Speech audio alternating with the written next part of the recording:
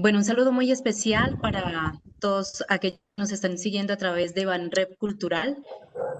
Es un gusto para nosotros continuar esta programación del seminario Música y Desplazamientos. En esta ocasión, el maestro José Menandro Bastidas realizará la presentación de nuestro invitado. Les damos la más cordial bienvenida.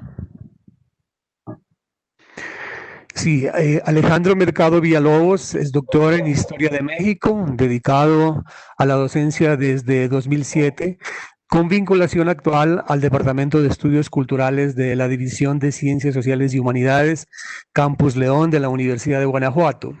Es cronista del municipio de Santa Ana Maya, donde realiza labores de investigación, conservación y difusión de la historia y la cultura de la región.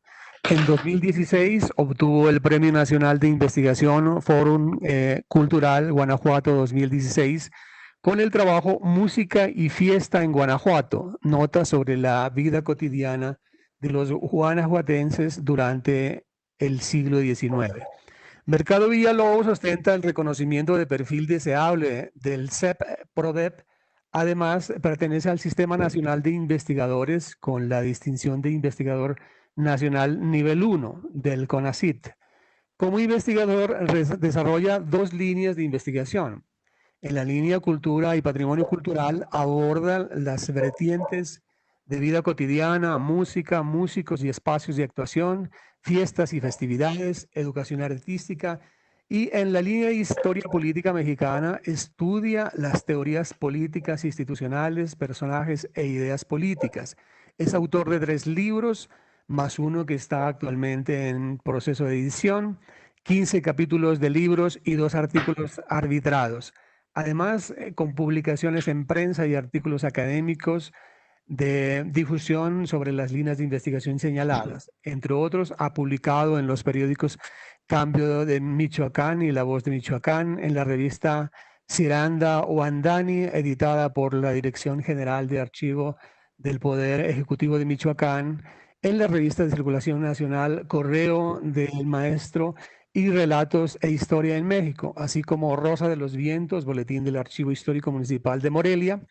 Además, ha participado en diversas ponencias en seminarios y congresos nacionales e internacionales abordando las temáticas desarrolladas. Actualmente en dirección de 4 tesis de licenciatura. Doctor Alejandro, los micrófonos son suyos para la exposición. Muchas gracias.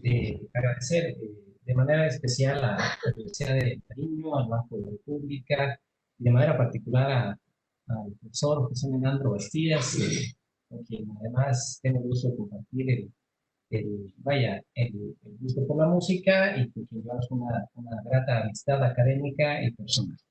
Bueno, en lo que a mí corresponde, he atendido el llamado, la invitación para participar en este importante seminario con esta ponencia que se llama, la titulé Vámonos para Norte, las músicas populares mexicanas en Los Ángeles, California, durante la década de 1990. La siguiente imagen la obtuve de la página del boletín de prensa de la República, que las instituciones que nos ha acogido para este evento. Y la he puesto ahí porque quiero destacar por qué nos reunimos en el seminario. Y ahí dice nos reunimos para generar una reflexión sobre el desarraigo, el desplazamiento y la marginalidad común en las sociedades modernas que, por su desaforado crecimiento, el conflicto y la violencia obligan a sus pobladores a transitar hacia otros territorios en ocasiones inhóspitos y sin ninguna pertenencia más que la música. Sin ninguna pertenencia, eso lo destaco, más que la música, que se vuelve un elemento de catarsis y una vía hacia el perdón y la reconciliación. Entonces, teniendo este objetivo del seminario, pues yo me permití preparar una ponencia que la titulé, así como ya lo decía al principio. ¿Y qué me interesa? Pues me interesa conocer y compartir con ustedes, mejor dicho, los estudios que he realizado sobre las músicas mexicanas.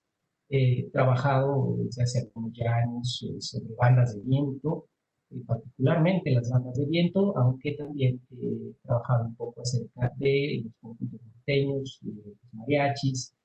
Y lo que yo quiero compartir con ustedes es, además de la experiencia de investigación, de más de 15 años para investigar las músicas mexicanas, también compartir una experiencia personal como músico migrante que viví en Los Ángeles, California. Por lo cual, esta exposición es también un testimonio personal. Como músico, soy trompetista hace 34 años, si la memoria no me falla, hace 34 años que empecé como trompetista. Y yo emigré a Los Ángeles, California en la década de 1990 y esta década es fundamental en el desarrollo de las músicas mexicanas y es uno de los aspectos que voy a comentar a lo largo de esta exposición.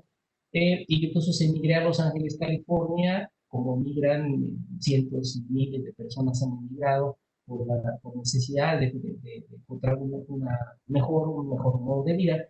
Y encontré una ciudad que era propicia para el desarrollo de la música mexicana. Entonces, quiero compartir esa experiencia y la voy a compartir, trayendo también a colación los estudios que he realizado desde la academia sobre las músicas mexicanas. ¿Por qué la década de 1990?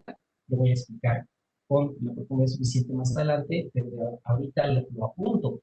La década de 1990 es una década fundamental en el desarrollo de las músicas mexicanas populares. ¿Por qué? Porque en esta década se dio un proceso de masificación de las músicas mexicanas, no solamente hacia el mercado mexicano, sino al mercado internacional. Y no solamente me refiero al mercado de habla hispana, sino a otros países de otros idiomas. Figúrense ustedes que una de las bandas más importantes de México en la historia mexicana moderna es esta, la estoy apuntando aquí, la banda Recodo. Figúrense ustedes que por ahí en la década de 1990 hicieron una gira a Europa y tocaron en Alemania, por ejemplo. Imaginen los alemanes escuchando una cumbia o un son de esta banda. Es decir, esta década favoreció que las músicas mexicanas explotaran en cuestiones de la masificación hacia un mercado extraordinario. Entonces, la década de 1990 es muy importante, además, porque el proceso de desarrollo de las músicas mexicanas fue acompañado pues, de intereses comerciales de compañías televisoras específicas. ¿Por qué Los Ángeles? Por dos razones. Una de ellas es porque conozco Los Ángeles, viví en Los Ángeles y soy parte de ese proceso como músico. Segundo, porque Los Ángeles es un sitio, es una ciudad que concentra gran parte del espectáculo internacional. Artistas importantísimos de los mexicanos que representan las músicas mexicanas tienen en Los Ángeles su centro de operaciones, como Marco Antonio Solís, por ejemplo.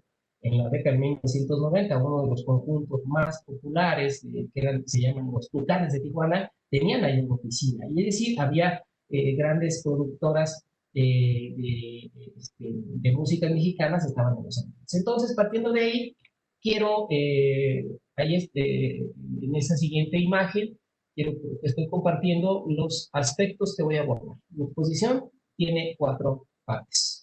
La primera voy a hablar un poco, brevísimamente, pero sí, para contextualizar el asunto, pues de la migración México-Estados Unidos, porque estamos hablando de desplazamiento, estamos hablando de músicos y músicos migrantes que hacen sus músicas en Estados Unidos, en particular en Los Ángeles, California.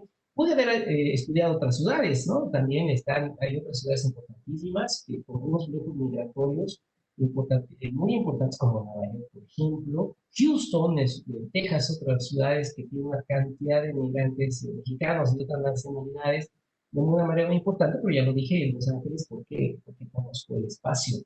Entonces voy a hablar un poco en esta primera parte de la migración México-Estados Unidos, para hacer un contexto particular sobre no tanto los orígenes de la migración, que son más bien conocidos, sino el tipo de migrantes, porque eso es muy importante. El tipo de migrante que se va a Estados Unidos, sobre todo en la década de 1990, determina en gran medida el desarrollo de las músicas mexicanas. ¿Sí? Son básicamente migrantes de sectores populares, campesinos y obreros, primordialmente, aunque también en el sector de las ciudades, pero y son de sectores pobres, y estos sectores están más vinculados con la música campirana, la música que proviene de estos sectores marginados o empobrecidos o de sectores de bajo poder adquisitivo. En el segundo apartado quiero hablar de las músicas mexicanas, porque si vamos a hablar de músicas mexicanas, pues ¿qué son las músicas mexicanas? ¿Cómo podríamos considerar las músicas mexicanas? Quienes estudiamos la música y las músicas, sabemos que es muy importante definir. Porque cuando hablamos de un grupo musical, pues es muy habitual decir, este es el representativo de tal nación. Eso es complicadísimo porque sabemos que somos, al menos los países latinoamericanos, somos naciones pluriculturales y pluriétnicas con diversas formas de expresión. Y la música es una de esas formas de expresión. Pero entonces, ¿qué entendemos por música mexicana? Yo soy historiador, entonces voy a hacer una breve remembranza en la medida necesaria, brevísima, pero importante para establecer qué son las músicas mexicanas y cuál música estamos hablando. El siguiente apartado, la tercera parte de mi exposición, de una Los Ángeles. ¿Qué era Los Ángeles en 1990? Porque era una ciudad propicia para el desarrollo de las músicas mexicanas. ¿Dónde ejecutaban estas músicas mexicanas? ¿Qué tipo de grupos tocaban en Los Ángeles? ¿Y qué obligaba a este desplazamiento de los grupos humanos, de los grupos de personas mexicanos a Estados Unidos, en concreto Los Ángeles? ¿Dónde tocaban? ¿Cuáles eran sus campos de acción? Y en la cuarta parte voy a abordar las consecuencias musicales, ojo, no las económicas ni las sociales, ese sería en otro, un seminario distinto, pero sí las consecuencias musicales de este desplazamiento. Voy a adelantar algo. México exportó grupos musicales a Estados Unidos. Sin embargo, los migrantes, luego de allá ocurrió un fenómeno inverso, que los migrantes desarrollaron estilos musicales muy propios de los migrantes que se fueron a Estados Unidos o que nacieron allá, pues, de padres mexicanos, y que luego generaron estilos, formas, y luego las exportaron, las exportaron de México. Entonces aquí voy a hablar de cuáles son las consecuencias de este desplazamiento, las consecuencias musicales. ¿Ok? Bueno, entonces procedo a hablar de la primera parte de la migración México-Estados Unidos. La migración es un fenómeno internacional, histórico, no es propio de México, definitivamente. Los objetivos de la migración es básicamente huir de una situación complicada. En este caso, la migración México-Estados Unidos, la migración histórica, pues, se ha dado por la necesidad de mejorar las condiciones de vida y de trabajo. Hay ocasiones en la historia de nuestro mundo que la migración ocurre a partir de una necesidad de huir, de una necesidad de guerra. En este caso, la migración histórica de México a Estados Unidos básicamente se ha dado a partir de la necesidad de los mexicanos que emigran a Estados Unidos o que migramos en un momento inmigrante para buscar mejores condiciones de trabajo. Entonces, esta migración ha sido histórica. Hay distintos investigadores que han abordado el tema de la migración en Estados Unidos. Hay un libro muy interesante de Jorge Durán que se llama Historia Mínima de la Migración en México, un libro bastante interesante, pero hay distintos trabajos donde han abordado la migración y se distinguen en la historia moderna, se distingue incluso las migraciones. Un primer periodo han ubicado del siglo XIX, donde hay una migración pues, modesta, pero importante. Sin embargo, la etapa que nos interesa es la migración que ocurrió en México, básicamente después de la Segunda Guerra Mundial, en la última parte de la Segunda Guerra Mundial y hacia adelante. ¿Por qué? Porque en la década de 1990 no solamente hay una migración temporal de personas que van por temporadas y se regresan a México, sino también hay una migración permanente de personas que ya nacieron en Estados Unidos y que sus padres participaron en este programa que se llama Programa Bracero de la Segunda Guerra Mundial, cuando Estados Unidos entró a la Segunda Guerra Mundial. Hubo necesidad de mano de obra y entonces crearon este programa que se firmó entre México y Estados Unidos, se llama Programa Bracero, durante 22 años, hubo un flujo migratorio controlado, los mexicanos que iban a Estados Unidos a trabajar mediante este programa estaban contratados, tenían las, eh, tenían un permiso laboral con todas las prestaciones de la ley entonces, y este flujo fue constante y se terminó en 1964. Sin embargo, este programa es muy importante en el fenómeno migratorio de México, Estados Unidos, porque los mexicanos que trabajaron en estos años y crearon redes sociales, laborales en distintos puntos en Estados Unidos. Eso es bien importante. Conocieron espacios, conocieron lugares de trabajo, conocieron ciudades, conocieron barrios, hicieron vínculos sociales con otras personas en Estados Unidos y eso favoreció que la migración continuara, no se paró, incluso la migración fue continua hasta, pues hasta nuestros días ha sido continua. Pero lo más importante, quería tocar este programa cero porque aquí se establecieron ejes de comunicación con distintos sitios en Estados Unidos. Entonces, personas que trabajaron aquí, que luego terminó este programa, que se quedaron en Estados Unidos, que tuvieron sus hijos, y ellos generaron ya una, vaya, es una generación de migrantes que tenía la idiosincrasia mexicana, pero que vivía en los Estados Unidos. Entonces, ¿cuáles son los sectores sociales migrantes? Es interesante cuando se estudia el fenómeno migratorio, es un fenómeno, como decía al principio, al menos en México y Estados Unidos, un fenómeno que se origina por la necesidad de los grupos de buscar mejores condiciones de trabajo. Pero me interesa mucho mencionar los sectores migrantes para este periodo de la década de 1980 y 1990. Los sectores sociales migrantes básicamente eran campesinos y obreros, provenientes Maestro Alejandro, dígame. lo que pasa es que estamos escuchando mucho eco. No sé Ajá, si de pronto al movimiento de sus audífonos ajá, se genera como esta interferencia. Entonces hay momentos que no lo escuchamos muy bien. Hay posibilidad de que ya intentemos no, hacerlo desde el sonido de su computadora directo, sin los audífonos. es que es muy pobre el sonido de la, o si quieren no lo muevo, ¿qué hago?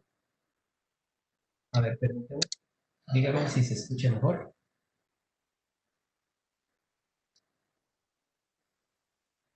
A ver, ¿me escucha? Sí, está mejor. Bueno, entonces más bien ya no me voy a mover. Ok, bueno, si se escucha alguna otra cosa rara, me dicen, por favor. Entonces, ¿cuáles son los sectores sociales de migrantes que se van a Estados Unidos? Básicamente son sectores populares, sectores sectores pobres de las zonas rurales y sectores pobres de las zonas urbanas. Y eso es bien importante, porque hacia la década de 1990 en México había una distinción muy, muy particular entre la música del pueblo o del rancho, como se decía, y la música urbana de las ciudades. La música del pueblo era la música de bandas de viento, de conjuntos norteños y de mariachi. Esto es importantísimo. Ahora, estos migrantes que se van a Estados Unidos, que se iban a Estados Unidos, pues había también músicos. Y estos músicos se conjuntaban en Estados Unidos y hacían sus músicas. Es importante decir que en este tema del sueño americano, los músicos, yo de mi experiencia personal, yo no conocí un músico que se dedicara solamente a la música porque tenía que estar en otros trabajos. Es decir, la música no solucionaba tampoco las necesidades de una persona, salvo estos músicos de estas bandas, de estos conjuntos, pues, consolidados, que realmente son muy pocos, pero el grueso de los migrantes formaban sus bandas de viento, formaban sus mariachis, formaban sus conjuntos norteños y a la vez trabajaban en otra cosa. Porque el trabajo de los músicos migrantes también lo permite, porque la fiesta es en la noche y los fines de semana, y un trabajo común y cotidiano es el durante el día. Ok, voy a pasar a la segunda parte. La verdad, la primera parte quería que fuera sumamente breve. Esta parte voy a ver un poco más. porque es una parte fundamental, las músicas mexicanas.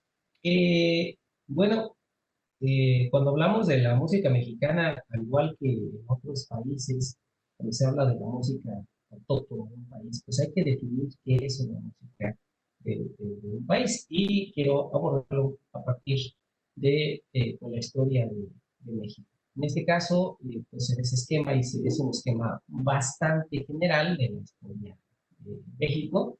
Cada una de esas etapas puede subdividirse, por supuesto, no es el caso de la exposición, pero quiero comentar que en todas esas etapas de la historia mexicana, la música está presente.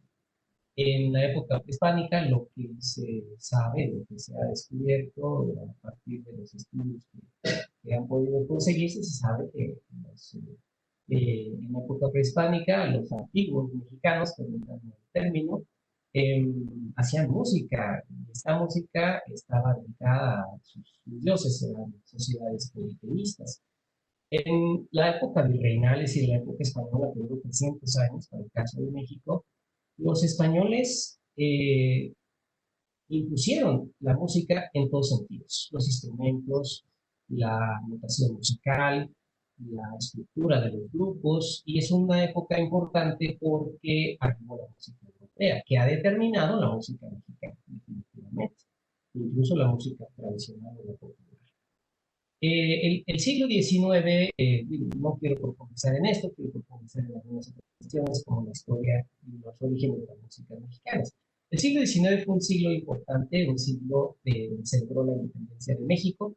La independencia de México inició en 1810, terminó en 1821, y aquí se consolidó el Estado mexicano actual, contemporáneo, que tiene sus orígenes.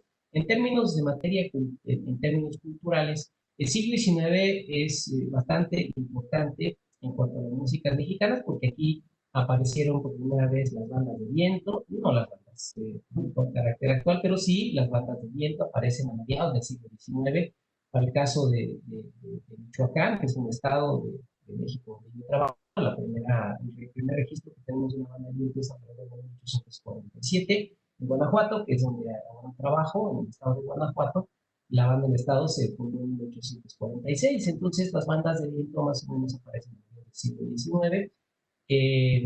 Alrededor de 1870 aparece el conjunto norteño, y alrededor también a mediados del siglo XIX aparece el antecedente más antiguo del mariachi. Algo importantísimo en el siglo XIX es que el modelo cultural impulsado por las élites políticas e intelectuales fue el modelo europeo.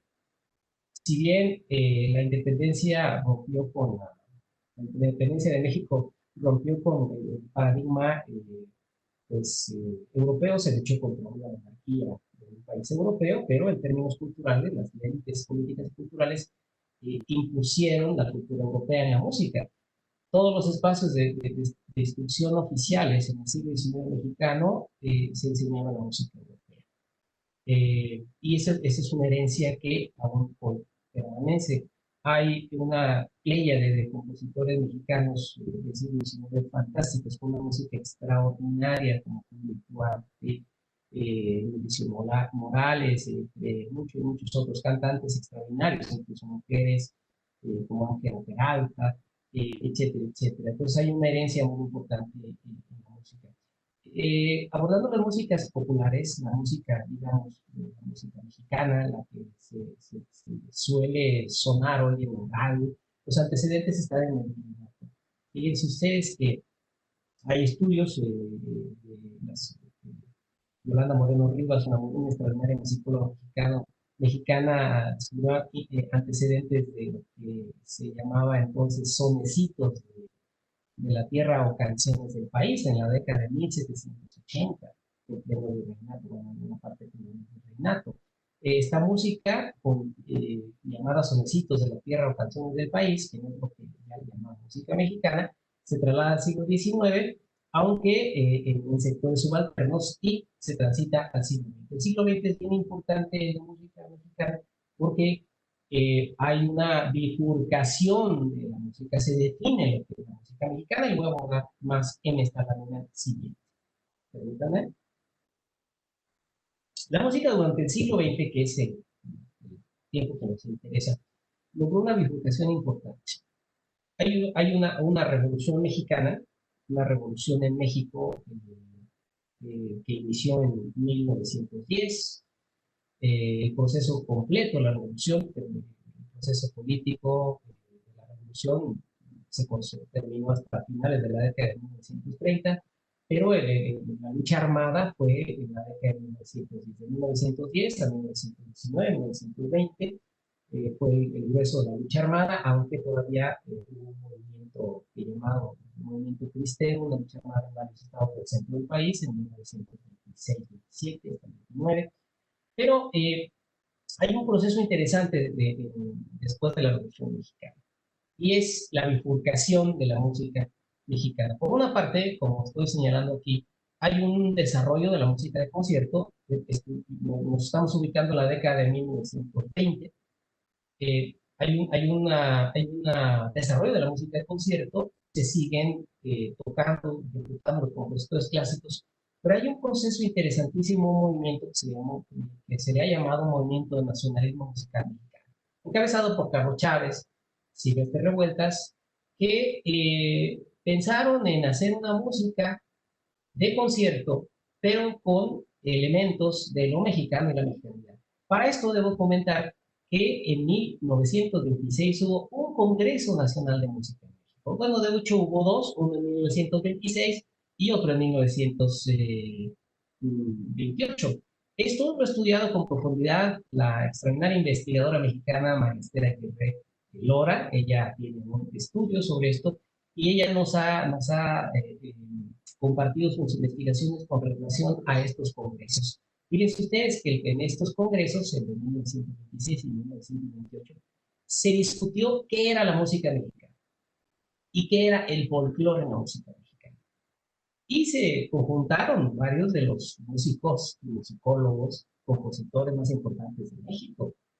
Y ellos discutieron ampliamente qué era lo mexicano en la música. Un detalle de esos congresos es que no invitaron a músicos populares, era puro músico académico, lo cual ya implica también reconocer que hay pues una limitante en el desarrollo de las conclusiones de este congreso, pero sí nos importa mencionar que voltearon a ver cuál era la música folclórica mexicana y voltearon a ver a las zonas indígenas, a las zonas mestizas en México, a las zonas populares, a los barrios de las ciudades y a las zonas sobre todo indígenas en México, porque ahí está.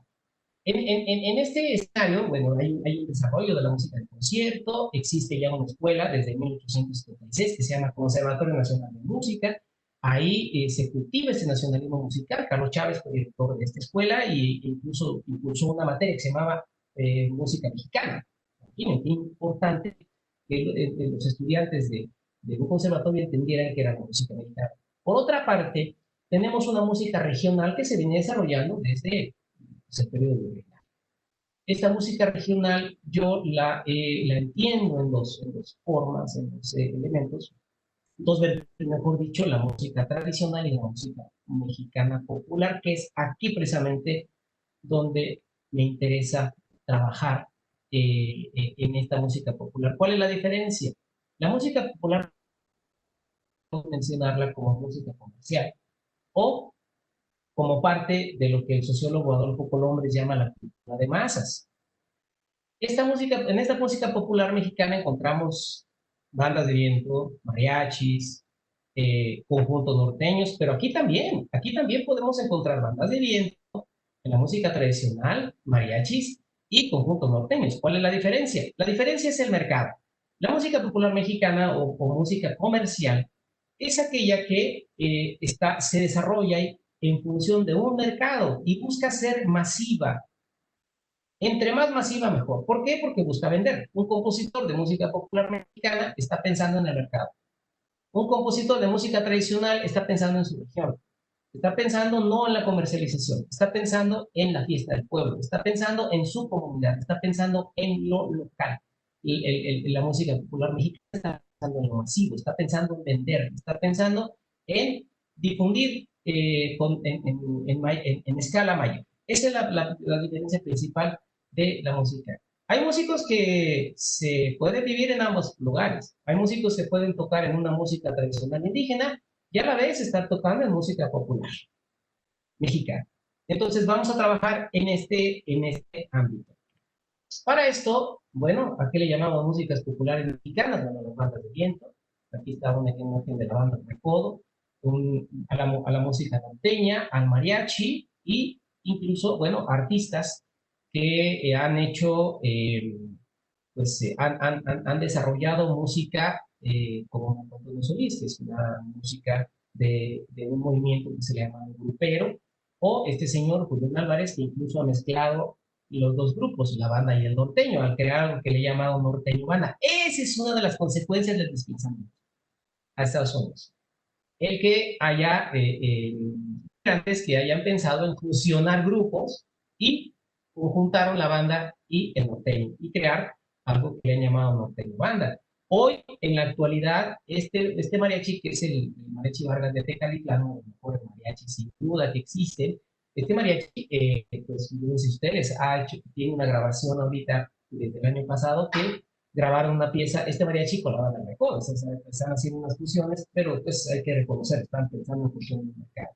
Bien, ¿cuáles son estas músicas entonces? Básicamente, las músicas migrantes que nos encontramos en Los Ángeles, California, en 1990, es el norteño, la banda y el mariachi. ¿Cuáles son los antecedentes de cada una de estas? Antecedentes históricos. El conjunto norteño, ahí pueden ver ustedes imágenes de algunos de los grupos que son representativos de esta música. El conjunto norteño, sus antecedentes están por allá en la década de 1870 en Monterrey, Nuevo León. Hay distintos investigadores, no muchos, porque este tema de las músicas mexicanas es más bien reciente en México.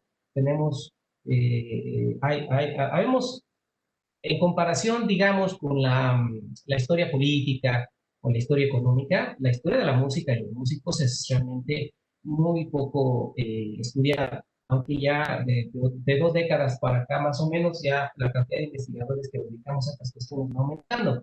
En cuestión de la música norteña, pues está el reclaro historiador y un gran amigo, Luis Omar Montoya Arias, que ha trabajado este tema de la música norteña, tiene varios estudios sobre la música norteña, y ha también publicado y coordinado libros sobre la música norteña. Está también el extraordinario guitarrista y además investigador Luis Díaz Santana Garza, que tiene un libro fantástico que se llama La música norteña mexicana.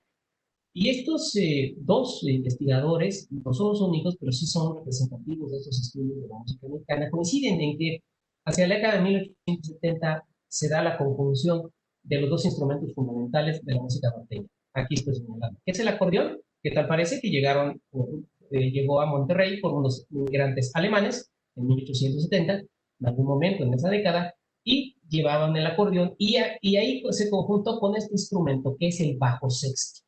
De acuerdo al investigador Luis Omar Montoya Arias, investigador guanajuatense, él ha rastreado los orígenes de este instrumento y los ubica en el Bajío mexicano, en específico en una zona al centro del estado de Guanajuato. Es decir, este instrumento, unos migrantes guanajuatenses que se fueron a trabajar a Monterrey habrían llevado este instrumento y se conjuntó con el acordeón, y entonces se dio esta fusión y este conjunto norteño.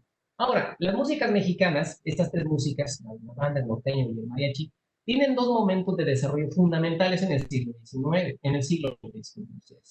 Uno es la década de 1930. En esa década de 1930, después de la Revolución Mexicana, se dieron las primeras grabaciones de música tanto el conjunto norteño como la banda y como el mariachi. Uno de los primeros artistas, cantantes y actores de cine mexicano, el llamado Piporro, fue uno de los primeros que grabó música norteña. Incluso hay que decir algo importante para la gente de Colombia.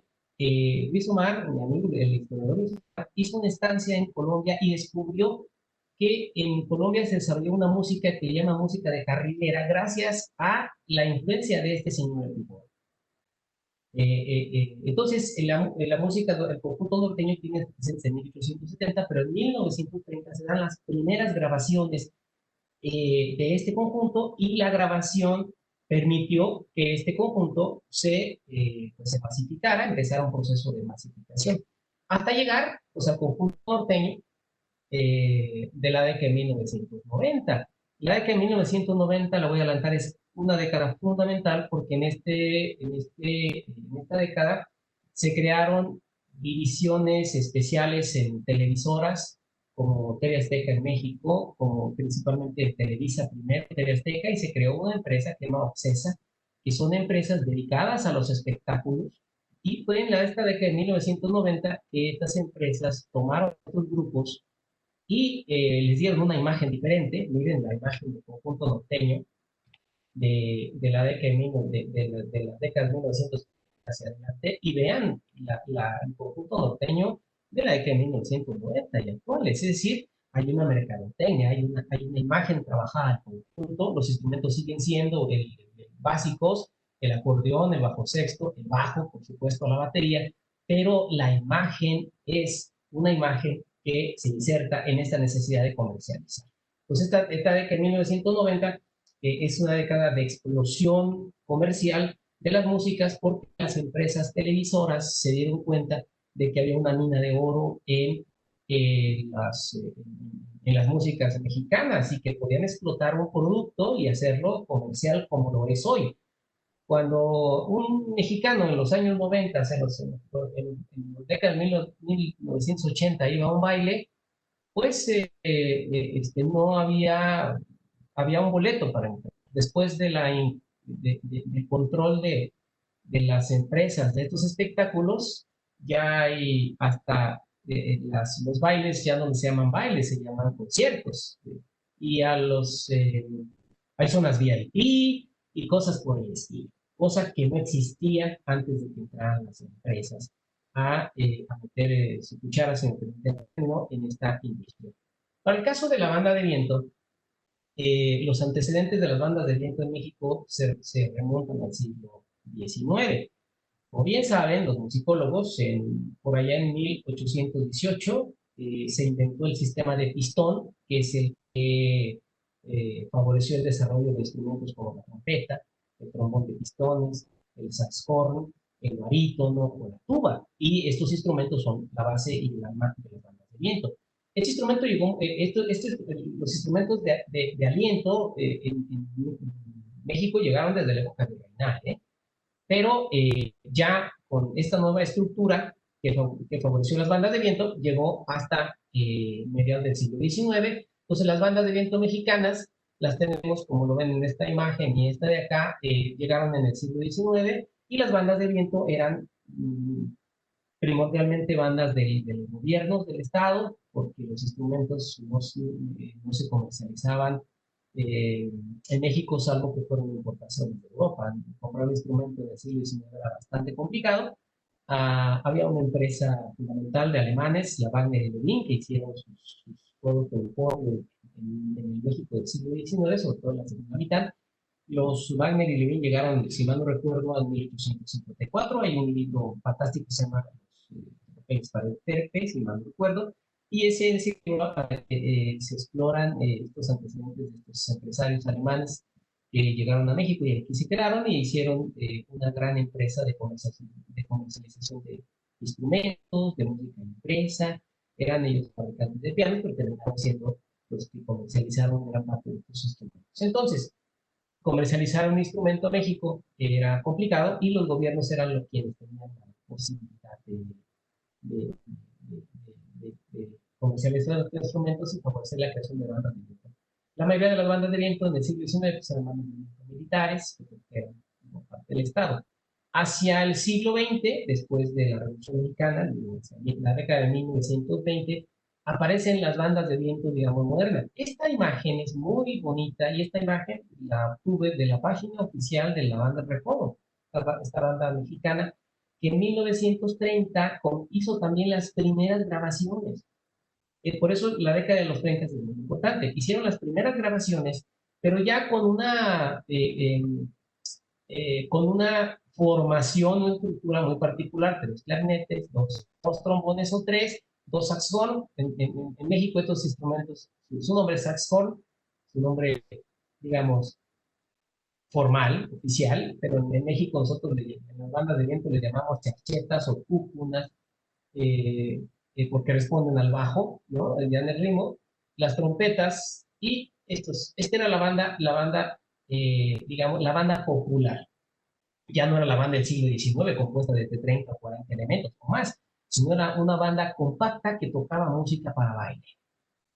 Eso es fundamental. Don Pizarraga, quien fundó la banda El Recodo, en una ciudad que se llama en un estado mexicano que se llama Sinaloa, que es uno de los que se ha desarrollado de manera extraordinaria, dijo que se inspiró en las grandes bandas norteamericanas para formar esta banda. ¿Qué pasa? Hacia 1990 las bandas adquieren lo que ya habíamos visto en la música norteña, y adquieren una sonoridad muy particular, y adquieren una imagen comercial, como lo pueden ver en la imagen, donde ya hay grandes escenarios, ya hay tecnología, ya no solamente la música, sino también la iluminación, el performance, es explotar todas las posibilidades de un conjunto, además de los trajes vistosos. Ok. ¿Qué pasa con el mariachi? El mariachi, de acuerdo a los estudiosos, hay distintos investigadores mexicanos que se han dedicado a estudiar el tema del mariachi. Uno de ellos es el Jauregui, otro de ellos es el doctor Álvaro Ochoa Serrano, quien han estudiado los antecedentes del mariachi. Y este es el mariachi actual, lo estoy señalando aquí, es uno de las fotos más antiguas de mariachi Vargas de Tecalitlán. Pero este es el mariachi tradicional. De aquí deriva el mariachi, lo estoy mencionando. El mariachi, vean, hay violines, vihuela, guitarrón. Aquí vean otro ejemplo del mariachi tradicional. Y aquí tenemos el mariachi actual, el mariachi comercial. ¿Qué pasó? ¿Cómo se dio esta transición de aquí a acá? Pues los investigadores señalan, los que han estudiado esto, como los que ya mencioné, señalan que hacia 1930, nuevamente esta década, que es fundamental, pues varios músicos de Jalisco emigraron a la Ciudad de México por necesidades económicas. Y entonces ahí se encontraron trabajando en la XCW, que era XCW, que era la radio de actualmente la empresa Televisa, y el señor Emilio Azcárraga, que creó el Emporio Televisa, vio este conjunto de cuerdas, y él le puso las trompetas. Tal parece que él, con su visión empresarial, entendió que algo le faltaba y le puso las trompetas. A ver, inténtenlo con trompetas. Y entonces las trompetas le dieron la esencia al mariachi que hoy conocemos como mariachi popular mexicano. Y no solamente le puso las trompetas en la empresa, sino también el vestido, ¿no? Que es vestido que solían usar los rancheros ricos en el siglo XIX. ¿Qué cambios? El mariachi, digamos, quizás a diferencia del conjunto norteño y de la banda de viento, es el grupo que menos cambios ha tenido. Me refiero a que los mariachis han seguido con sus instrumentos, con sus trajes de gala, pero no con estos trajes brillantes de la banda de viento. De hecho, de los tres grupos, los mariachis, las bandas y los conjuntos norteños, el mariachi es el que ha conservado más su identidad, y es el grupo al que menos mercadotecnia le han puesto. Ok, voy a pasar al número 3. Yo les dije yo advertí que en el número 2 me iba a tardar un poquito más, permítanme. Los Ángeles, California. Los Ángeles, California, cuando yo conocí Los Ángeles en 1990, es una ciudad muy grande, una ciudad con amplias oportunidades, una ciudad donde hay, pues si bien no existe trabajo en el campo, salvo en las ciudades cercanas, en los pueblos cercanos, pues es una ciudad con una cantidad de trabajo importantísima en el ámbito de los servicios, por ejemplo, restaurantes, hoteles, en oficinas. Entonces los migrantes se encontraban y han encontrado en Los Ángeles espacios de trabajo en la área de servicios, también en la industria textil, por supuesto. Y esta cantidad de migrantes, pues también se divertían. Y entonces había que generar espacios donde pudieran divertirse.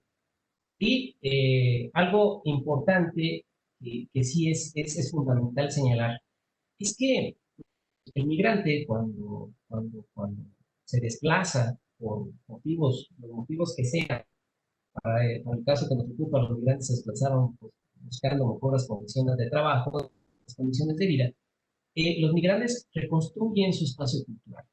No sé si a los que pueda ver esta presentación ha leído a Maurice Halbach. Tiene un trabajo muy interesante que se llama Espacio y Memoria Colectiva.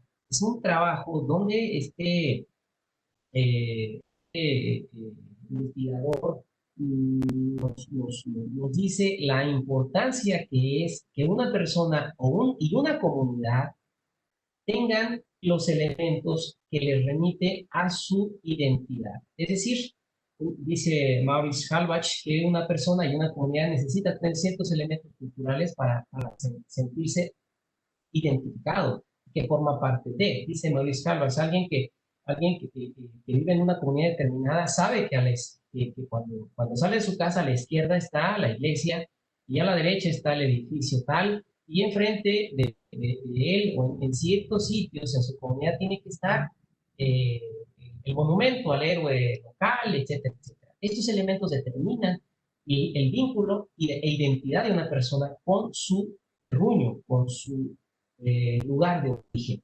En este caso, en Los Ángeles, California, al igual que en otras ciudades de migrantes, los mexicanos han construido ciertos sitios que son emblemáticos donde se reproduce la cultura mexicana. Vayan a Los Ángeles y vayan a la Placita Olvera y van a ver a México por todas partes, en los olores, en los sabores, en la música.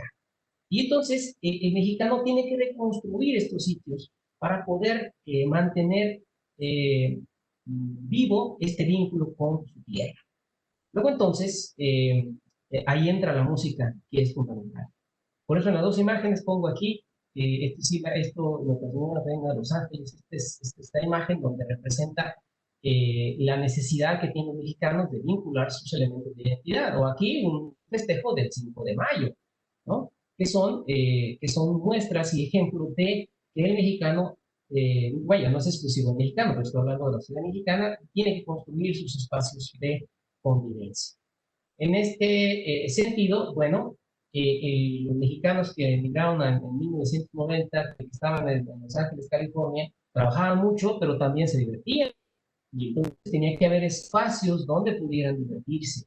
Y los músicos migrantes, pues, cubrían esta demanda. ¿En qué sentido? Básicamente, el consumo de los mexicanos por su origen social, sectores populares, de los campesinos y obreros, pues buscaban la música norteña, las bandas de viento y el mariachi. Y entonces, en Los Ángeles de la década de 1990, había ciertos espacios donde los mexicanos podían ir a descansar, bueno, también se cansaban de bailar, pero iban a descansar de la monotonía del trabajo cotidiano y uno de estos espacios era el Potrero Nightclub. Curiosamente, yo trabajé ahí varios años en el Potrero, cada fin de semana con una banda de viento. Y es increíble porque uno llegaba a este espacio y la capacidad hoy le llaman antros, pueden llamar bares, pero tenía una capacidad de arriba de 1.500 personas. Imagínense para un bar de 1.500 personas, es un espacio muy grande. El dueño era una persona, no recuerdo si era chino o era coreano, el dueño, y eso es lo que menos importa su nacionalidad, el negocio, porque él sabía que tenía éxito. Y en ese espacio, mexicanos podían ir a escuchar los artistas del momento y se convertía en Potrero Nightclub, ¿no? Se convirtió en uno de los principales espacios en Los Ángeles en la década de 1990. Todavía existe el Potrero, pero en ese tiempo era un espacio donde los inmigrantes iban y escuchaban la música que les remitía a su tierra. Y ahí era donde los músicos migrantes tenían un espacio de trabajo importantísimo, porque no solamente iban artistas ya consolidados en la música popular mexicana, sino también iban grupos, bandas norteños, cotidianamente, porque había el potrero había todos los días.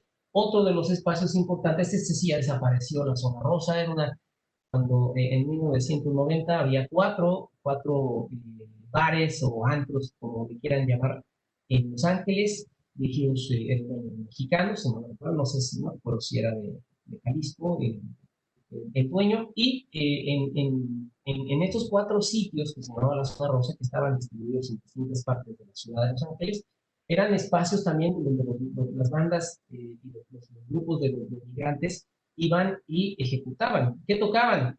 Pues cumbias, corridos y canciones mexicanas.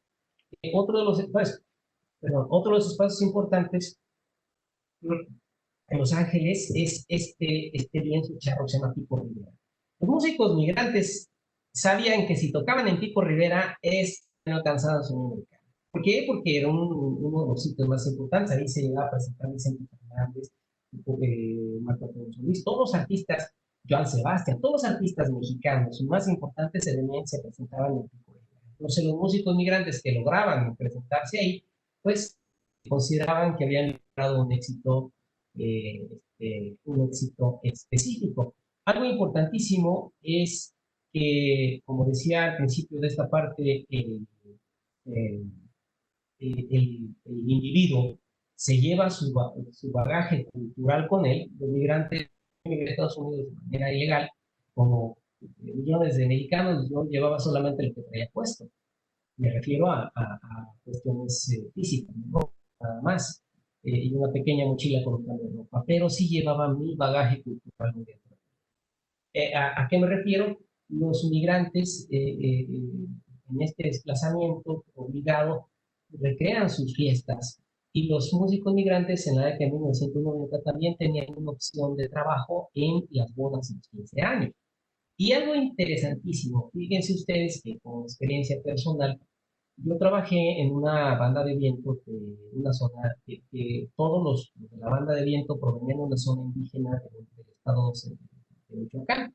Yo soy no soy de la zona indígena, pero también soy del estado de Michoacán. Yo trabajé con estos jóvenes y llegamos a ir a trabajar a fiestas particulares, fiestas de gente que era de esta zona indígena de Michoacán. Y es increíble eh, eh, eh, reconocer que en estas fiestas las bodas se hacían a la usanza del lugar de origen de los novios. Es decir, la costumbre, por ejemplo, en una fiesta donde trabajamos de gente de una zona indígena de Michoacán que se llama Pichátaro, así se llama el pueblo, los novios eran de este pueblo y todos los invitados, la mayoría eran de este pueblo, y la fiesta la hicieron a usanza indígena, con la música que se toca en las fiestas, con la comida que se come en las fiestas, con la vestimenta que se hace en las fiestas. Es decir, se comprueba lo que dice Maurice Halbach, que las personas tienen que crear su entorno cultural a pesar de que no estén en ese entorno. Y lo mismo ocurría en las fiestas de 15 años. Entonces, este desplazamiento de las personas que los obligaba a irse a otro lado, otro país, en este caso Los Ángeles, pues también implicaba que se llevaban su bagaje cultural y luego lo reproducían allá, ¿no? Y eso aplica en cualquier fiesta de los migrantes. Era curioso mirar que seguían las reglas de conducta de Estados Unidos, como las normas del ruido de la fiesta, pero la esencia de la fiesta no era norteamericana, era mexicana. Bien, para finalizar, quisiera abordar las consecuencias musicales del desplazamiento. Hay un desplazamiento obligado, como ya lo he mencionado, y hay varias consecuencias de este desplazamiento, ¿sí? ¿Cuáles son estas? Bien, quiero compartir la historia de un grupo de jóvenes. Es una imagen ahí, se banda dice Corridos de Lujo, volumen 2. Estos jóvenes emigraron a principios de 1990. Yo tuve la suerte de conocerlos y trabajar incluso con ellos. No estoy en esa foto y ya me había salido y andaba en otro lado estos jóvenes emigraron de un lugar en México que se llama El Limón, Jalisco, así se llama El Limón, Jalisco, en el estado mexicano de Jalisco. Y esta banda, déjenme decirles que se fundó, si mal no recuerdo, en 1936. Una banda que cuando estos jóvenes se fueron a Estados Unidos tenía 80 años de haberse fundado, cerca de 7 décadas de haberse fundado esta banda.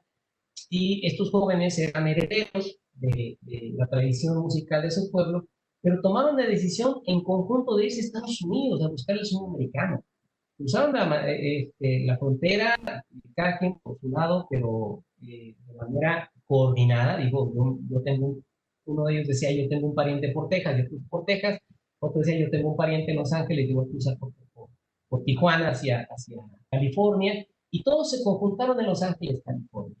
Todos hicieron un plan de desarrollo.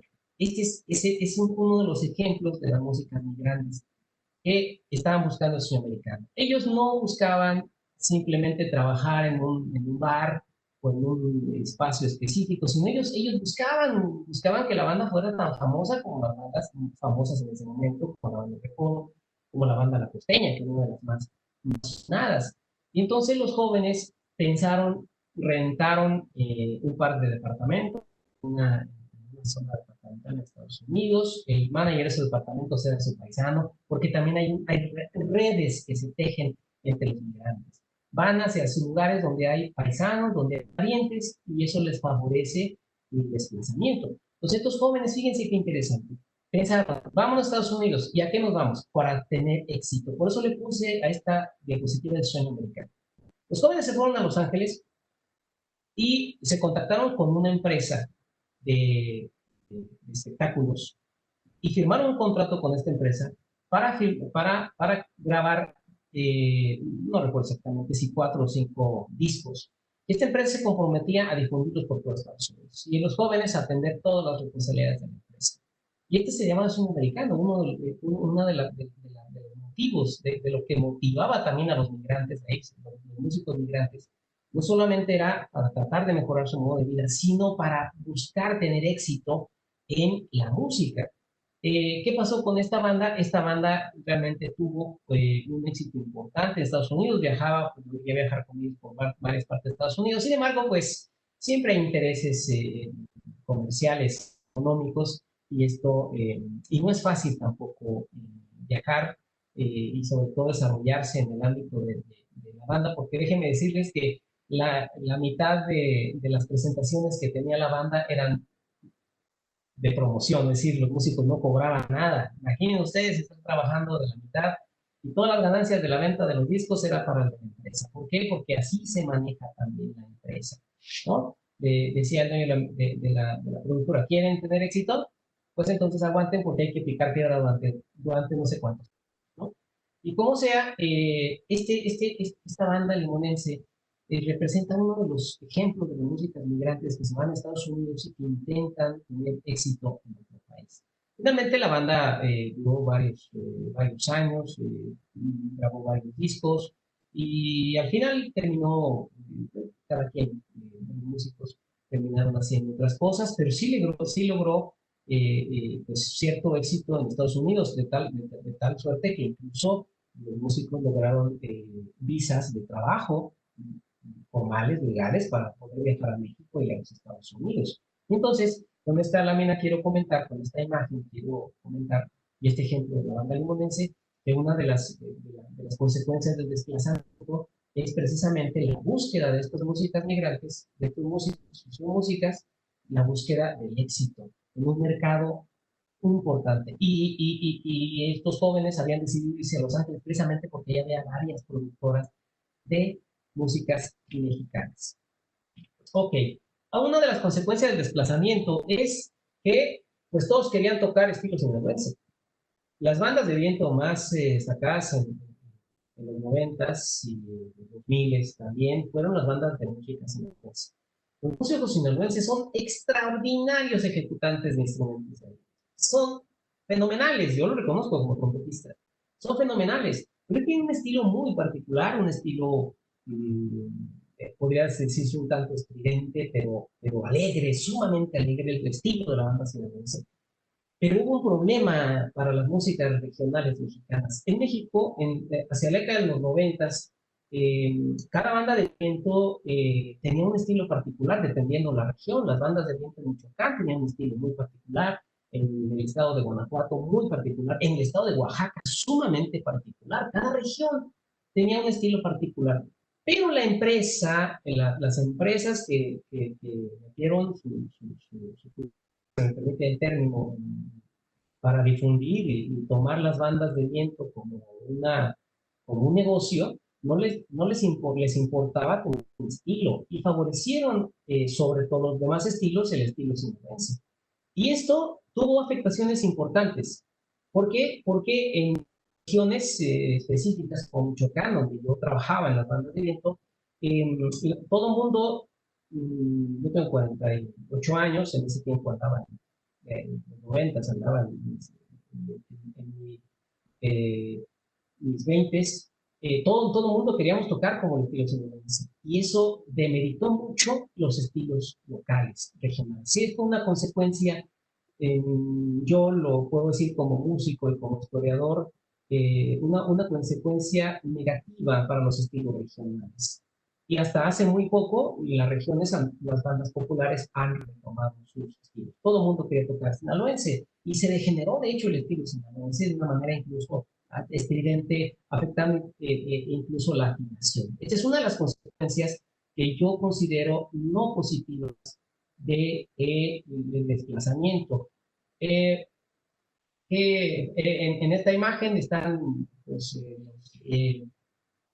las referencias a estas empresas.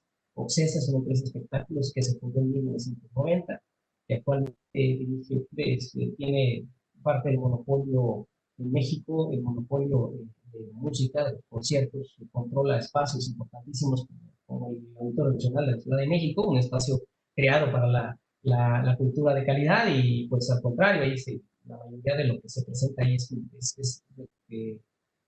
se denomina cultura de masas, cultura comercial.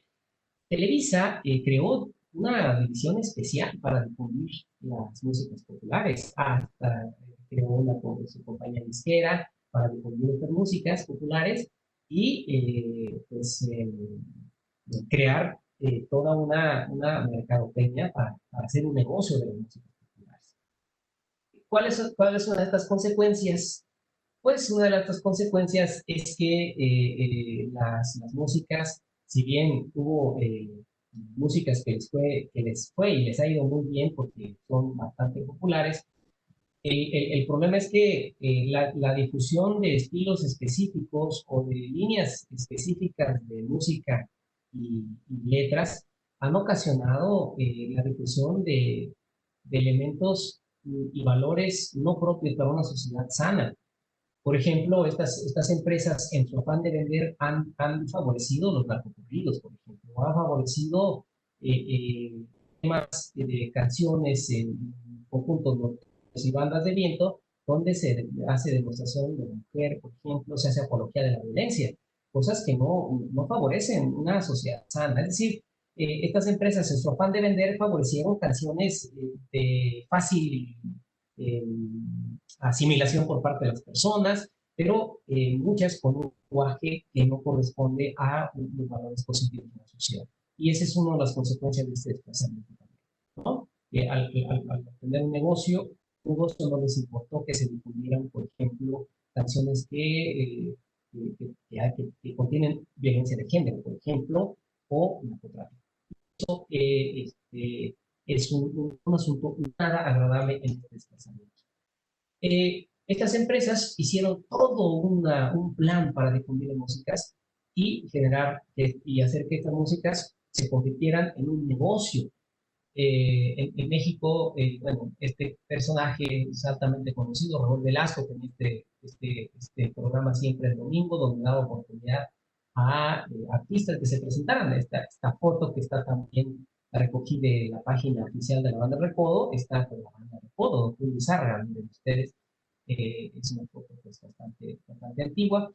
Televisa entonces hizo algunos programas para poder difundir las músicas mexicanas y crear este producto comercial, este producto que pudiera comercializarse, tanto ya fuera en programas como Se Siempre en Domingo o programas como aquí esta personaje que seguramente la conocen, Verónica Castro, que también tuvo programas muy importantes en los años 90, de los 80 90 como Iberoamérica Va, Mala Noche No, y estos programas donde daba cabida a artistas populares, y esta vez presentar a estos artistas con una ventana para que se crearan íconos de la música mexicana. Y esta empresa no solamente hizo programas de televisión, sino también novelas.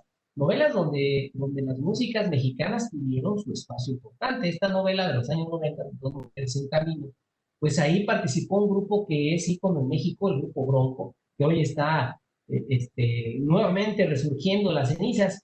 Hay un fenómeno interesantísimo en México porque ahora están surgiendo otros grupos que ya parece que se habían acabado, grupos y artistas que hoy están teniendo un segundo aire, como decimos, una expresión muy mexicana, un segundo aire, y están teniendo bastante éxito. Pues en Dos Mujeres un Camino, el grupo Bronco tuvo un espacio importante, y eso fue también parte, el incluir este grupo fue parte de ese programa de estas televisoras para que pudieran difundir su plan maestro de difusión de las músicas populares. También estaban en el asunto. Fíjense ustedes, en la década de 1990, este grupo Bronco tiene récords de taquilla en México. Llegó ha llegado a tener conciertos con 100,000 personas, ¿no? Monterrey, Nuevo León, Sumar publicó, Sumar, de quien les he hablado, publicó un artículo hace un par de años donde menciona precisamente que en 1990 Bronco de Monterrey había metido 110,000 personas.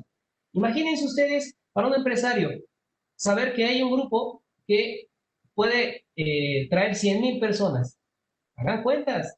Y eso realmente, 1,000 personas por 100 pesos, o 110 pesos, o lo que sea, es un gran negocio.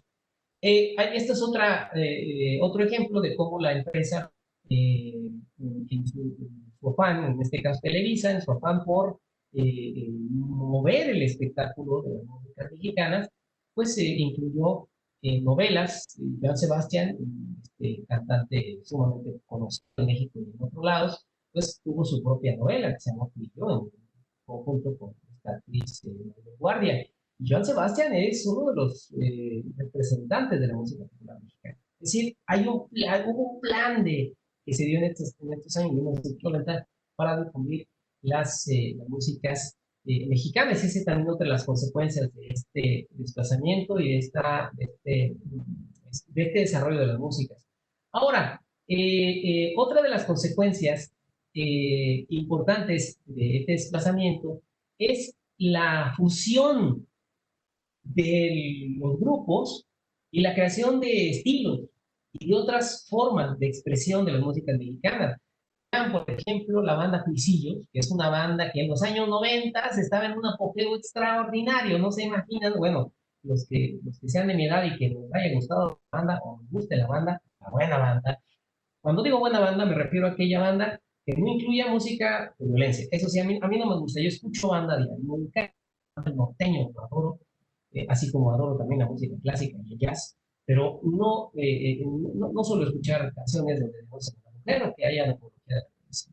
Vean la banda Cuisillos. Hay una fusión interesante entre, ellos están vestidos, siempre su indumentaria fue así indígena, porque de la zona donde ellos son, siempre pues destacan el vestuario de la zona indígena de donde son. Pero vean, hay una guitarra eléctrica y un guitarrón. ¿Por qué? Porque una de las causas del desplazamiento es que estos músicos, al confluir, por ejemplo, en Los Ángeles, estilos e ideas y proyectos, una de las causas fue crear otros grupos deportivos.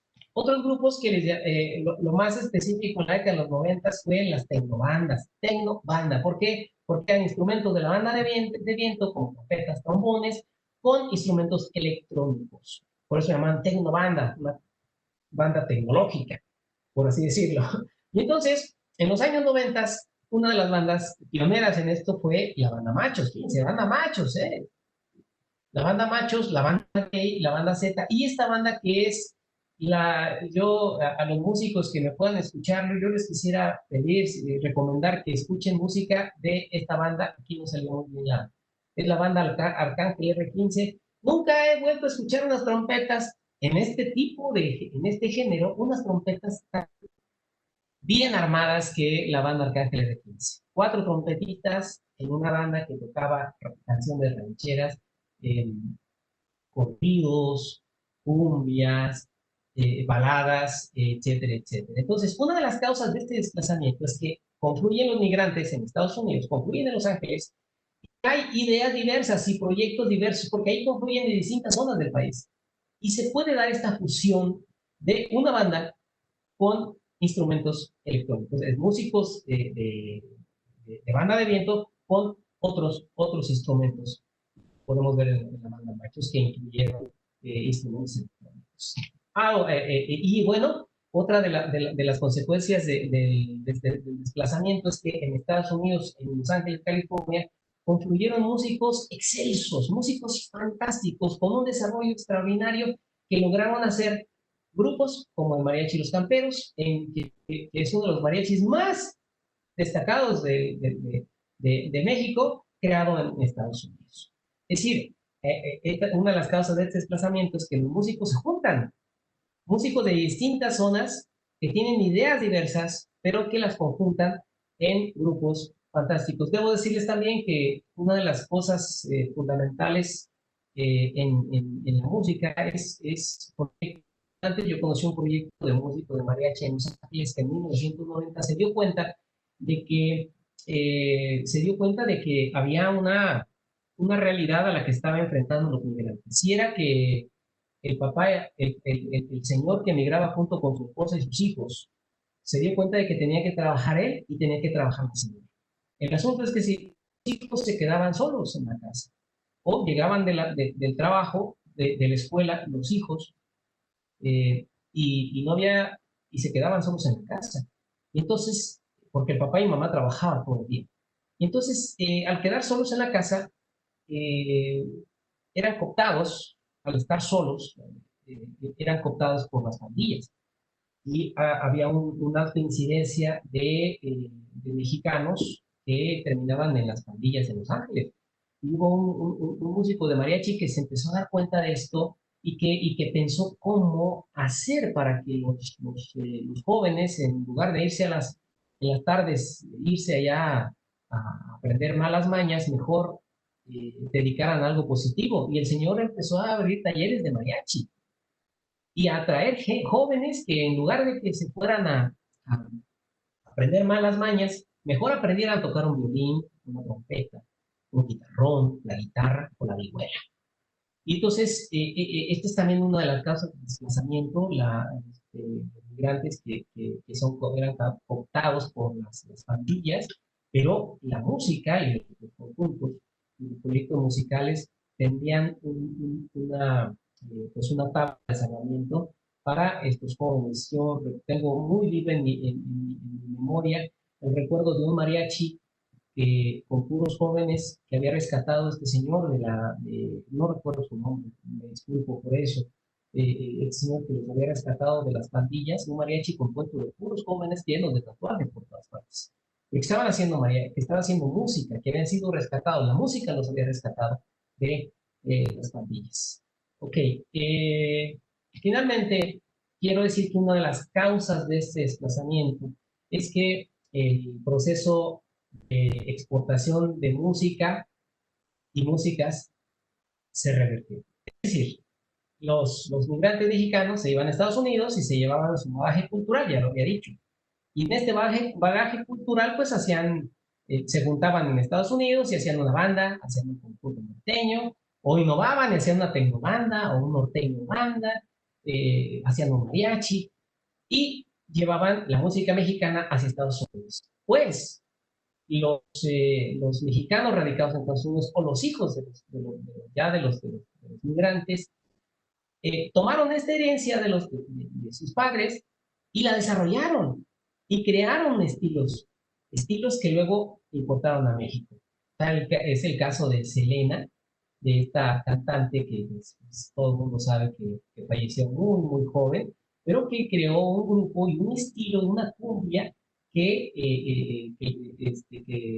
le llamaban, o que era una forma muy particular de representar la música mexicana. Bobby Pulido también es un artista. Aquí puse esto de Tex-Mex porque también se le llamaba en los 90s, era música tejana mexicana de migrantes que habían nacido en Estados Unidos y que habían escuchado toda su vida, habían escuchado la música mexicana, pero que le habían dado un plus. Y uno de los ejemplos es Cumbia 15, estos jóvenes, bueno, tan jóvenes algunos, hijos de padres mexicanos, que han hecho incluso propuestas, y es decir, ya de Estados Unidos viene hacia México de regreso, la música heredada, pero con ciertos elementos particulares. Incluso uno de los elementos, y con esto termino, de los más destacados, por ejemplo, grupos norteños que, que son exitosísimos, como es el grupo Intocable, y este grupo no se hizo en México, se hizo en Estados Unidos. O sea, son mexicanos que nacieron, bueno, norteamericanos nacidos en Estados Unidos, hijos de padres mexicanos, que tienen toda la herencia de la música norteña mexicana, pero que eh, pues generada en Estados Unidos, de todo este. Y es una de las consecuencias, precisamente una de las consecuencias musicales de este desplazamiento, el que la música ya no vaya no solamente de México hacia Estados Unidos y de México, sino de Estados Unidos viene hacia México, que viene estilos, formas de nuestras músicas tradicionales. Y el grupo Intocable es un ejemplo de ello. Además, este grupo, la verdad, que no lo he escuchado, lo recomiendo, es un grupo bien interesante, un grupo muy sano en cuanto a sus letras, en cuanto a su música. Y yo en algún momento en mi vida musical trabajé con Marco Antonio Solís hace unos años, y en un evento de los premios Lo Nuestro en Miami hace algunos años tuve la oportunidad de estar platicando con alguno de ellos, y hasta hablan mucho el español. Digo, no es una debilidad, por supuesto, pero sí es curioso escuchar a un músico que toque en un grupo de una música tan representativa de México, que hable mucho el español. ¿Por qué? Porque nació en Estados Unidos. Y lo cual no lo limita a que haga una música de la calidad que hace el grupo Intocable. Y bueno, ese es todo lo que tenía para compartir. Pude haber profundizado en algunos aspectos, pero como decía el profesor Menandro, si es difícil escuchar a una persona más de una hora, a alguien en persona, pues ahora en medios digitales pues, puede ser mucho más pesado. Eso es lo que tengo que compartir.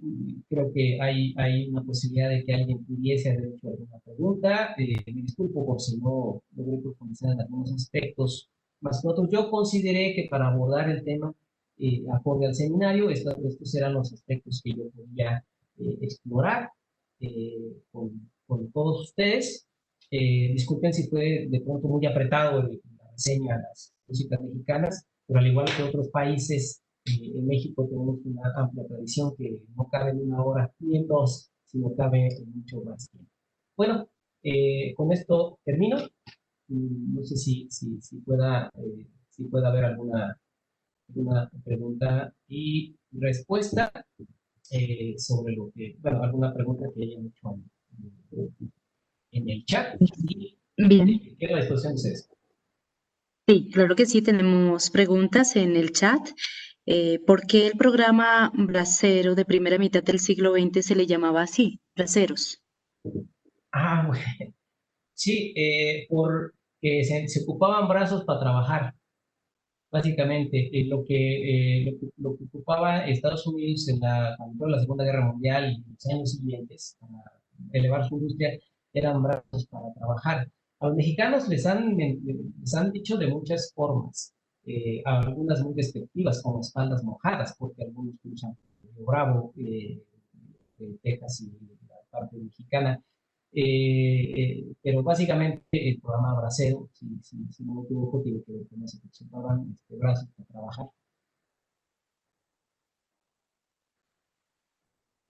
Maestro José Sí. Menandro, ¿tiene alguna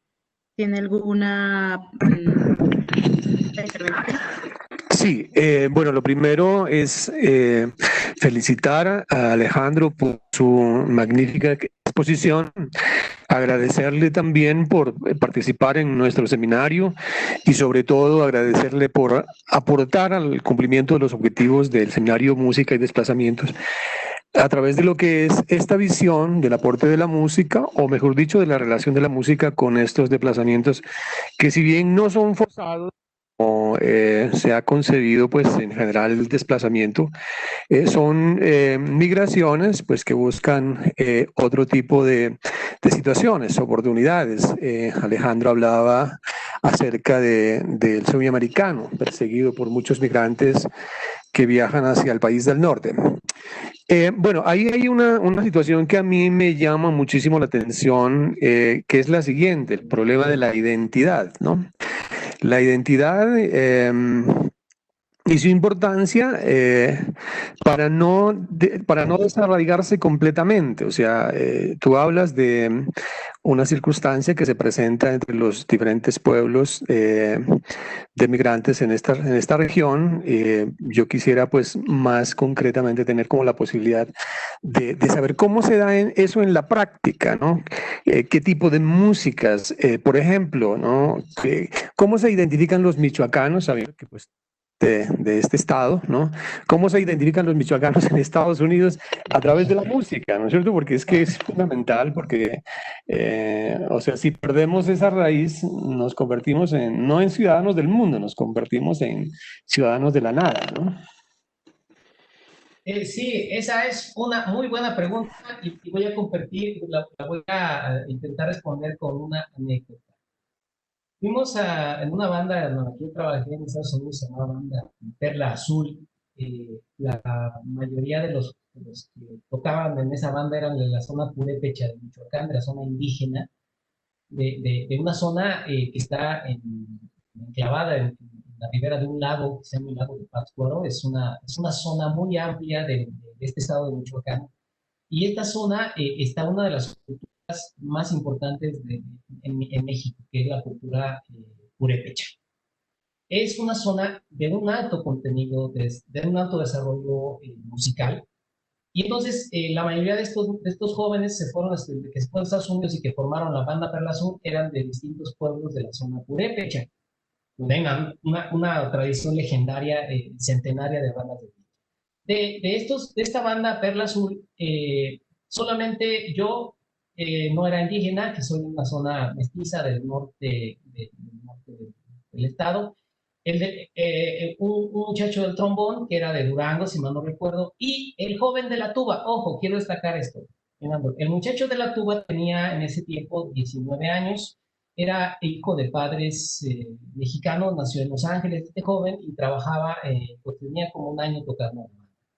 Fuimos a tocar a una boda de gente de la meseta purépecha, de personas que habían emigrado a Estados Unidos, y la boda la hicieron a la usanza indígena, en cuestiones de la comida, en cuestiones del vestuario. La gente usó, los que pudieron usaron un traje tradicional purépecha en la boda que fue en Los Ángeles.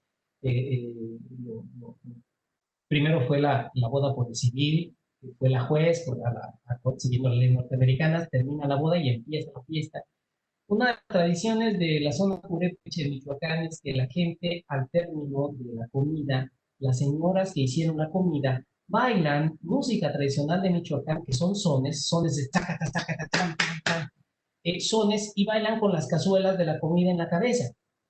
Y eso quiere decir que la gente se divirtió, la gente comió, le gustó la comida y se divirtió. Y entonces el novio y la novia bailan al centro de la pista, las señoras bailan con las cazuelas donde hicieron la comida en sus hombros o su cabeza. Y este momento puede durar 40 minutos a una hora. Y hay que tocar música de Michoacán. Empezamos a tocar, el primer son es un son de esta zona indígena muy conocido, y el de la tuba no nos seguía el ritmo. Yo trabajé muchos años en la música purépecha, por eso yo conocía el ritmo. Y era un son, Menandro, era un tacata, tacata, tan, tan, tan, tacata, tacata, tan, tan, tan. Así el son, terminamos el primer son como sea, iniciamos el segundo y el de la tuba no seguía el ritmo, se salía del ritmo. Hasta que uno de los trompetistas le dijo, préstame la tuba, y él terminó de tocar esa hora. Cuando terminamos de tocar, que nos sirvieron de comer, este joven turista, que además era muy bueno, no sé si sigue tocando, pues hace muchos años que no lo veo, toca muy bien la tuba. Y le dijo, a ver, porque estaba molesto consigo mismo. Dice, no podía seguir el ritmo. Y un jovencito que por desgracia falleció el año pasado, muy joven, que tocaba la tarola, volteó y le dijo, ¿sabes por qué no nos podía seguir? Es que no eres de allá. Es decir, ¿cómo se identifica una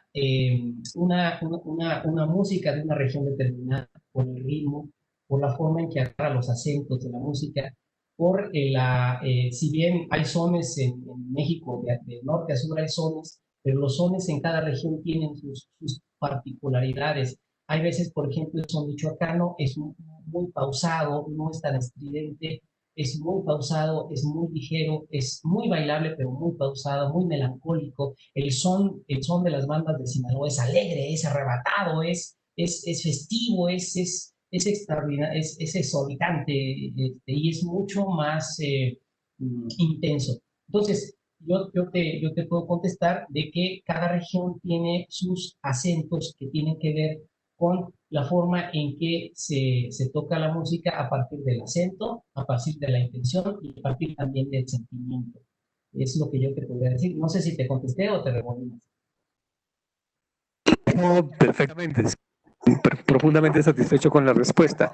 Sí, eso hace referencia a algunas de las apreciaciones de Alejo Carpentier, cuando dice que esas son particularidades que tiene obviamente nuestra Latinoamérica y que hacen parte también de lo que se considera en este macro aspecto que es el nacionalismo musical latinoamericano, ¿no? Precisamente esas formas de tocar que son características y particulares de cada una de las regiones.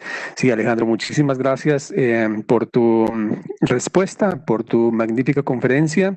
Recuerda que eso lo teníamos planeado para hacerlo en vivo en mayo y pues las circunstancias nos han obligado a utilizar estos medios.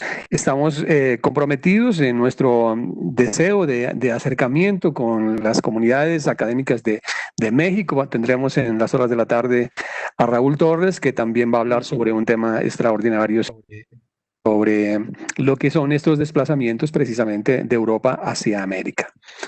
No tendría yo más que decir. Continuamos con las intervenciones del chat. Perfecto. Perdón, maestro, que lo corte.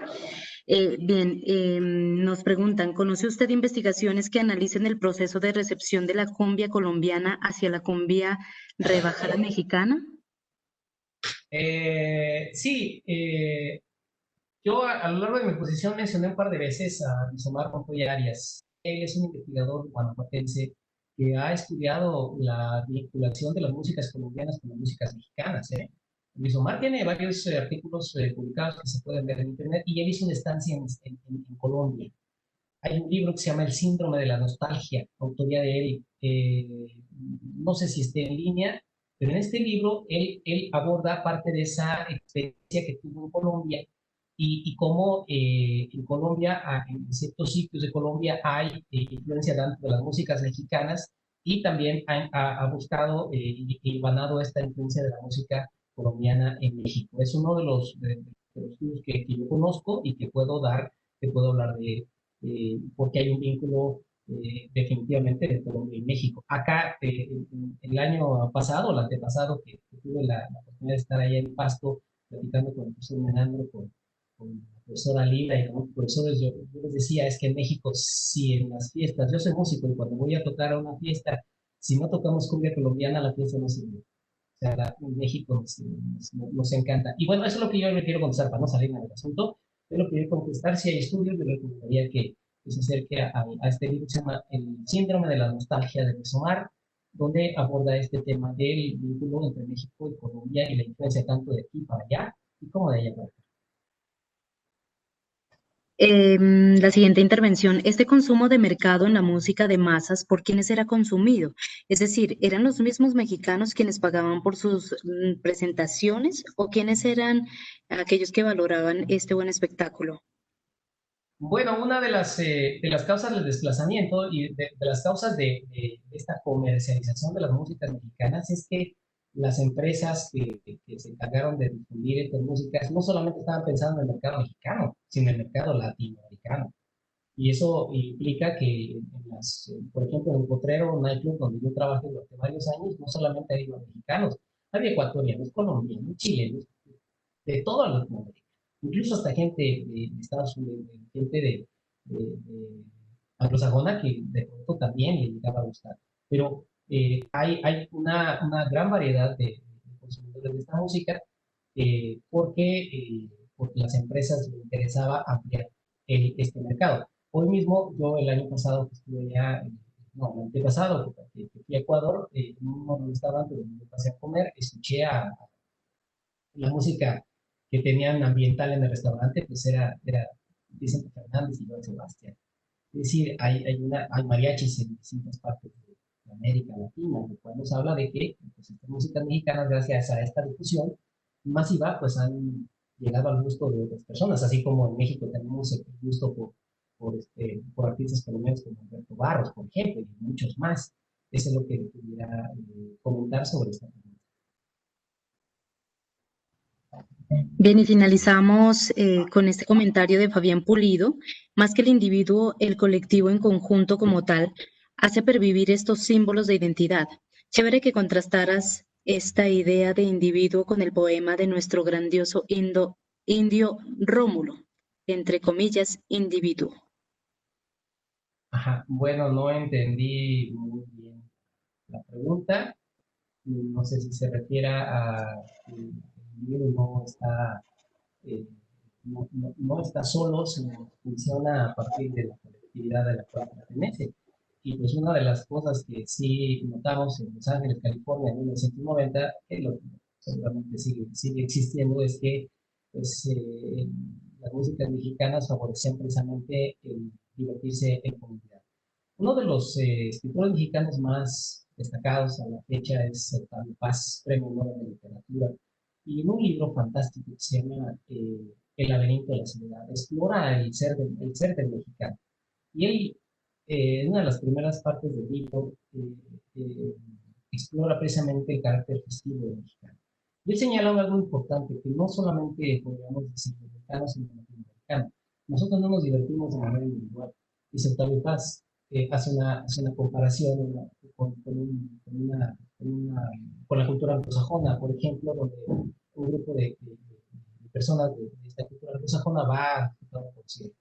Hay 100,000 personas, dice Octavio Paz, en un concierto, y cada una se divierte en lo individual, a diferencia de un grupo de latinoamericanos, en este caso, que extenderlo esta idea a Latinoamérica, que vamos a escuchar a un artista específico y nos divertimos de manera comunitaria, en comunidad. La fiesta es de todos, no es de individual. Entonces, no sé, no entendí muy bien la pregunta, pero sé lo que pudiera contestar. Lamento si no la contesté en el sentido de que lo hicieron, pero bueno, lo que yo puedo decir. Octavio Paz señala, y lo hace de manera muy enfática, que el mexicano se divierte en comunidad, no se divierte en individual, se divierte en comunidad. Y lo hace a partir de los intereses que le llevan a divertirse, que pueden ser tanto por ocio o por los fines religiosos, porque también acá en México tenemos un calendario tan amplio de festividades religiosas, pero la verdad es que destacadísimas. Bueno, es lo que yo puedo comentar. Bien, no era una pregunta, precisamente era un comentario Okay. al que se refería. Maestro Menandro, ¿alguna sugerencia o aporte adicional? No, yo lo dejaría allí para dejar descansar a Alejandro, que ha trabajado bastante ahora, ¿no? Bueno, entonces, con los agradecimientos especiales para todas aquellas personas que nos han seguido a través de Banrep Cultural y, por supuesto, a nuestro conferencista del día de hoy, Alejandro Mercado. Ha sido un gusto y un honor poder tenerlo en esta programación del seminario Músicas y Desplazamientos y esperamos que en otras oportunidades podamos disfrutar de estas conversaciones físicamente en nuestro Centro Cultural Leopoldo López Álvarez del Banco de la República y con estas programaciones junto al Departamento de Música de la Universidad de Nariño. Muchas gracias. Al contrario, gracias a ustedes por la oportunidad de hablar con la República de Nariño, y pues, salud para todos y nos veremos pronto seguramente. Infinitas gracias.